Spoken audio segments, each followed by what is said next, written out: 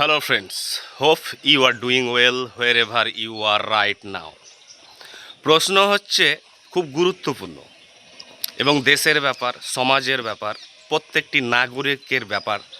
তাই this is a very grave discussion. এই দেশ কাদের? শুধু কি হিন্দুদের? শুধু কি মুসলিমদের?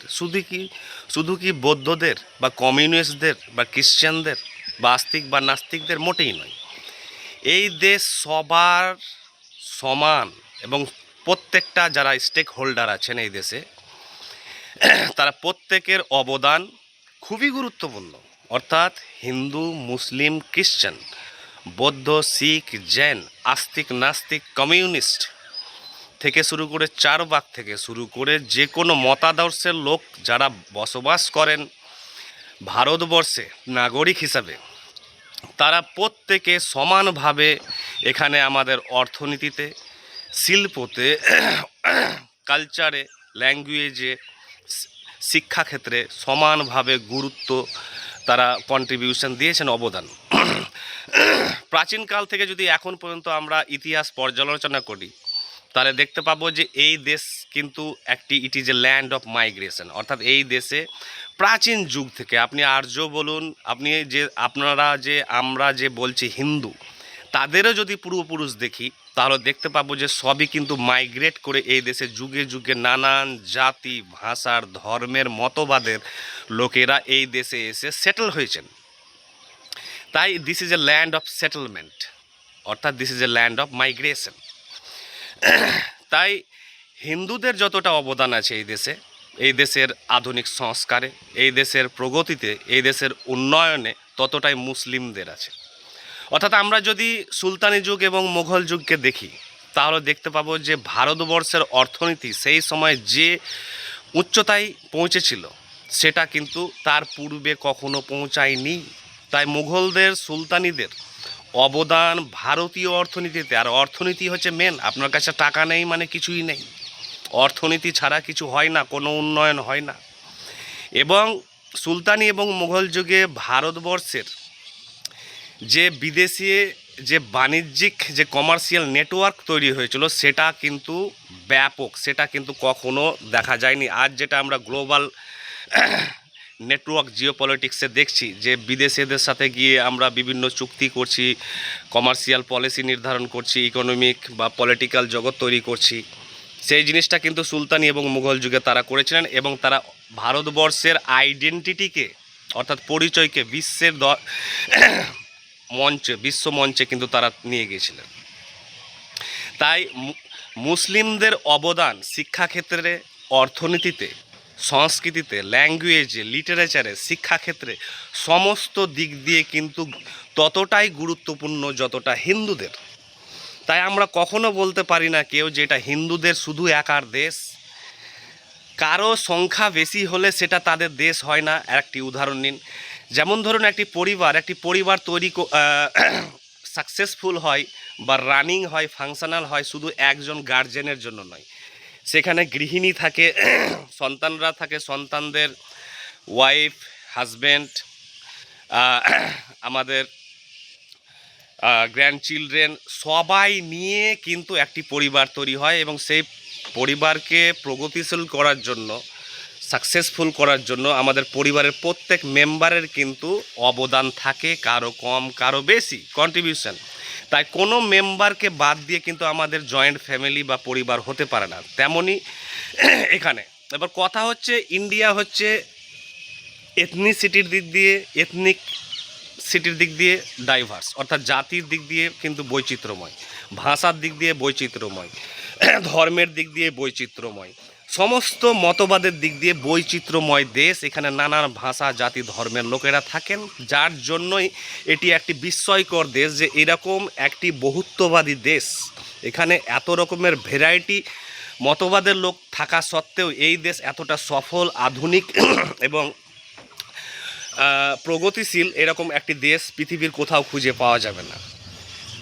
সংবিধানে আমাদের প্রত্যেক, সে হিন্দু হোক বা মুসলিম বা খ্রিস্টান, যেই বা কমিউনিস্ট যেই হোক না কেন, আস্তিক নাস্তিক, তিনি কিন্তু সংবিধানের চোখে কিন্তু সমান। তাহলে কি যারা বলছেন যে এক দেশ এক জাতি এক আইন হবে, তাদেরকে আমি বলে রাখি সংবিধানে আমরা ইকুয়াল অবশ্যই, জাতি ধর্ম বর্ণ নির্বিশেষে, কিন্তু সেখানেও কিছু প্রভিশন আছে যে যারা ব্যাকওয়ার্ড শ্রেণী, সেটা লিঙ্গুইস্টিক আধারে হতে পারে, এথনিসিটির আধারে হতে পারে, বা রিলিজিয়নের আধারে, যারা ব্যাকওয়ার্ড শ্রেণী তাদেরকে কিছু রিজার্ভেশন দেওয়া হয়েছে, তাদেরকে কিছু প্রিভিলেজেস দেওয়া হয়েছে, তাদেরকে কিছু বাড়তি সুযোগ সুবিধা দেওয়া হয়েছে। এই কারণে তাদেরকে ইকোনমিক্যালি বা এডুকেশনালি মেন স্ট্রিমে আনার জন্য, মূল স্রোতে আনার জন্য।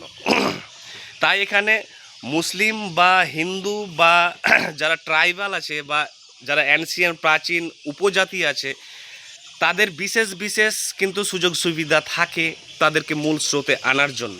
তাই এখানে এক আইন এক ল এক জাতি এক ভাষা সম্ভব নয়, কারণ ভারতবর্ষের বৈচিত্র্য বলছে যে যারা ব্যাকওয়ার্ড বা উপজাতি শ্রেণী আছে, ট্রাইবাল শ্রেণী আছে, বা এসটি আছে, এসসি আছে, তাদেরকে বিশেষ সুবিধা কেন দেওয়া হচ্ছে, নারীদেরকে বিশেষ সংরক্ষণ কেন দেওয়া হচ্ছে? কারণ আমাদের এই ইকুয়ালিটিতে আনতে গেলে, অর্থাৎ সাম্যতায় আনতে গেলে, একে অপরের সাথে যদি আমরা ইকুয়াল কম্পিটিশান করতে চাই, তাহলে কিন্তু যারা পিছিয়ে পড়া শ্রেণী আছে, অনগ্রসর শ্রেণী আছে, তাদেরকে কিন্তু বিশেষ বিশেষ সুযোগ সুবিধা দিতে হবে। তা না হলে তারা ফোর ফ্রন্টে আসবে কী করে? অর্থনীতির দিক দিয়ে, শিক্ষার দিক দিয়ে, সাহিত্যের দিক দিয়ে।